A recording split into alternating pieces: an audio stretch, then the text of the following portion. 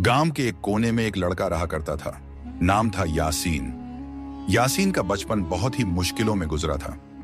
उसके माँ बाप इस दुनिया में नहीं रहे थे और उसे उसके चाचा चाची ने अपने घर पाला था, लेकिन पालना सिर्फ नाम का था। चाची उसे नौकर से भी बुरा समझती थी। हर वक्त उसे काम करवाना, झूठा खाना देना और हर बात पर ताने मारना उनका रोज का काम था। चाचा का रवैया भी कुछ अच्छा नहीं था।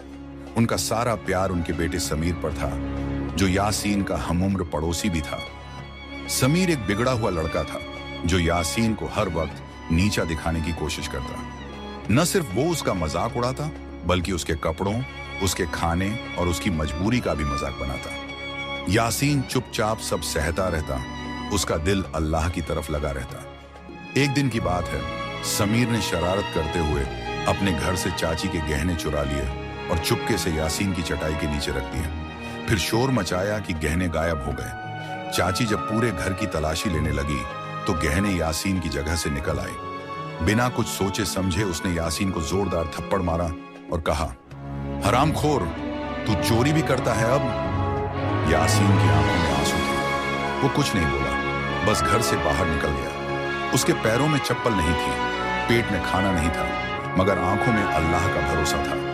वो चलते चलते गांव के बाहर एक घने जंगल की तरफ बढ़ गया, जहां सन्नाटा था और हर तरफ हरियाली ही हरियाली थी। थक कर वो एक बड़े दरख्त के नीचे बैठ गया और जोर जोर से रोने लगा। ऐ मेरे अल्लाह, क्या मेरी कोई कीमत नहीं?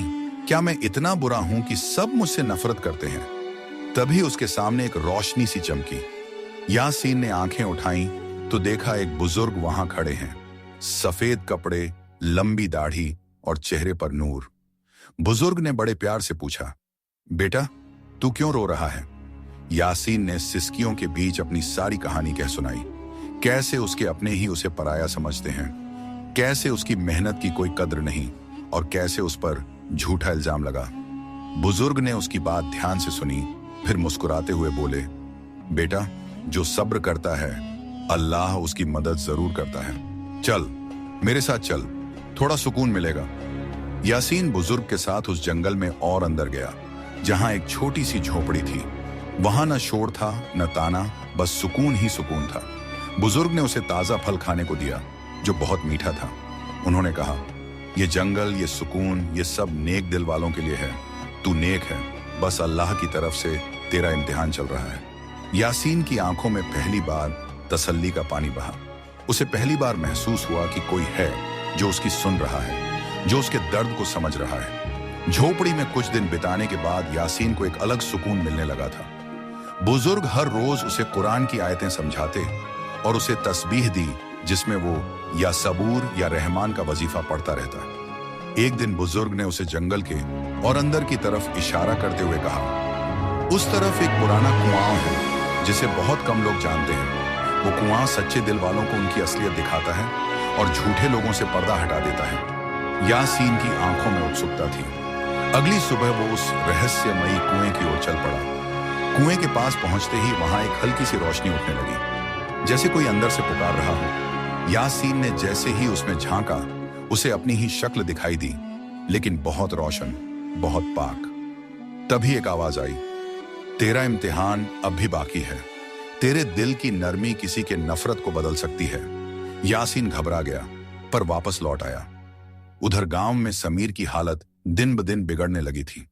उसे रात को अजीब अजीब सपने आने लगे। सपने जिनमें वो एक जंगल में भाग रहा होता और कोई रोशनी उसे घूर रही होती। एक दिन डरकर उसने अपने अब्बा से कहा, अब्बू, मुझे लगता है यासीन ने मुझ पर जादू कर दिया है। समीर के अब्बा, जो खुद भी यासीन से नफरत करते थे, उसे एक झूठे पीर के पास ले गए। पीर ने बिना कुछ देखे सुने कह दिया, तुम्हारे बेटे पर किसी जंगल के आदमी का साया है। अगर तुमने उसे हटाना है तो उस जंगल की झोपड़ी को खत्म करना होगा। बस फिर क्या था।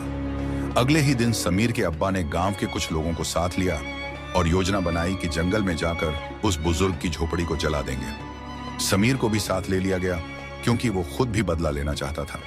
लेकिन किसी को क्या पता था कि ये सफर सिर्फ झोपड़ी तक नहीं, उनके दिलों की सच्चाई तक भी जाने वाला है। इधर बुजुर्ग को सब खबर पहले ही थी। उन्होंने यासीन से कहा, बेटा, अब वक्त आ गया है उस सबसे बड़े इम्तिहान का। जब तुझे अपने दुश्मन के लिए भी दुआ करनी होगी। अगर तू इसमें कामयाब हुआ तो अल्लाह तुझे ऐसा सिला देगा जो तू सोच भी नहीं सकता। यासीन चुप रहा, लेकिन उसके दिल में डर और उम्मीद दोनों का संगम था। उसने वुजू किया, तस्बीह उठाई और सजदे में चला गया। जैसे ही समीर और गांव के कुछ आदमी जंगल में दाखिल हुए तो शुरुआत में सब कुछ शांत था, लेकिन जैसे जैसे वो झोपड़ी के करीब पहुंचे, हवा का रुख बदलने लगा। दरख्त हिलने लगे और समीर को फिर वही चमकती रोशनी दिखने लगी जो उसने सपनों में देखी थी। अचानक सब रास्ता भटक गए और एक एक करके सभी आदमी अलग अलग दिशाओं में खो गए। समीर डर के मारे चिल्लाया, कोई है, मुझे घर जाना है। उसी वक्त यासीन सामने आया, हाथ में वही तस्बीह लिए जिसकी हर दाना रहमत से भरी हुई थी। समीर हैरान रह गया, तू यहां क्या कर रहा है? यासीन ने बड़े सुकून से कहा, मैं तुझे बचाने आया हूं, क्योंकि तू सिर्फ मेरा पड़ोसी नहीं, मेरा भाई भी है। समीर की आंखें नम हो गईं। यासीन ने उसे तस्बीह दी और कहा, इसका वजीफा कर, अल्लाह तेरे दिल को नरमी देगा। समीर जमीन पर बैठ गया और फूट फूट कर रोने लगा। उसके दिल से नफरत के पर्दे हट गए। उसकी आंखों के सामने यासीन का सच, उसकी नेक दिली और अपनी खुद की गलतियां घूमने लगीं। अगले दिन वो दोनों गांव लौटे। समीर ने पूरे गांव के सामने अपनी गलती कबूली। उसने चाची से कहा, अम्मी, आपने यासीन के साथ बहुत नाइंसाफी की, वो हमसे बेहतर इंसान है। चाचा की आंखें शर्म से झुक गईं। उन्होंने यासीन को गले लगाकर माफी मांगी। अब यासीन के अंदर एक नई रोशनी थी, एक नई ताजगी। बुजुर्ग ने उससे कहा, बेटा, अब वक्त है कि तू इस सुकून को औरों में बांटे।